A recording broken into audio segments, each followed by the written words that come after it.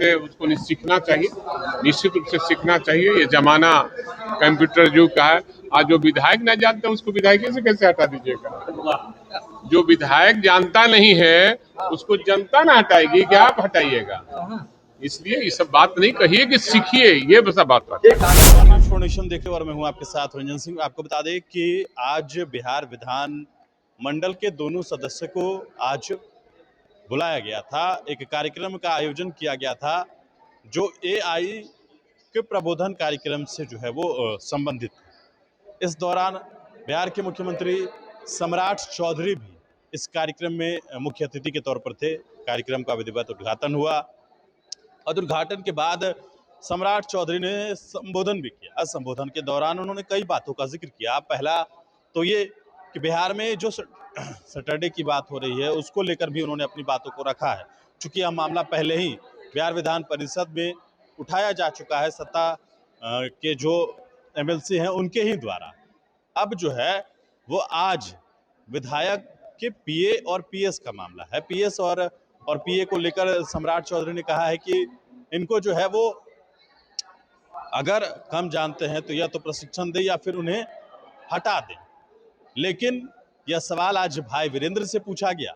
उन्होंने कहा कि पीए और पीएस की जो बात वो कह रहे हैं कि हटा दें, ये गलत बात है।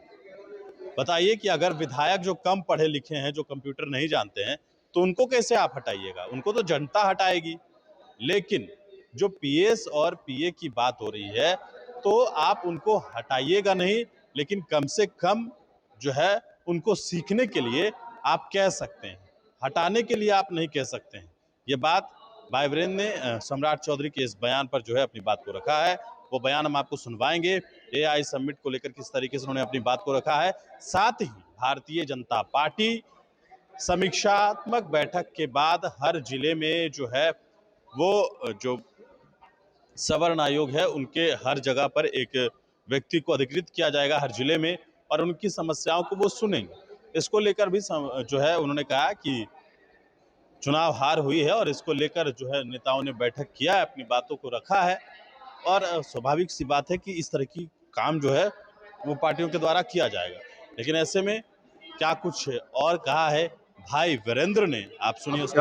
ये समीक्षा बैठक में भी माननीय मुख्यमंत्री और बीजेपी के नेताओं ने ये पाया कि जो जेएनजी का आंदोलन हुआ, पेपर लीक मामले पर जो आंदोलन हुआ उसका असर पड़ा, और जो हत्या हो रही है, अपराध पर लगाम नहीं लग रहा है, इसलिए भी लोग नाराजगी व्यक्त किया है, इसलिए उनकी हार हुई है। ये समीक्षा में बात आई है।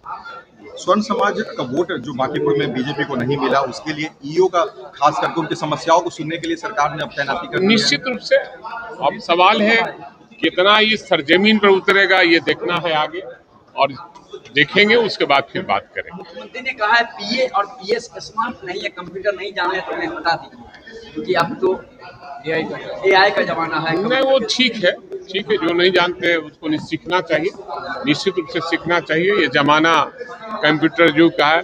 आज जो विधायक नहीं जानते उसको विधायक से कैसे हटा दीजिएगा? जो विधायक जानता नहीं है उसको जनता ना हटाएगी, क्या आप हटाइएगा? इसलिए ये सब बात नहीं कहिए कि सीखिए, ये बस बात।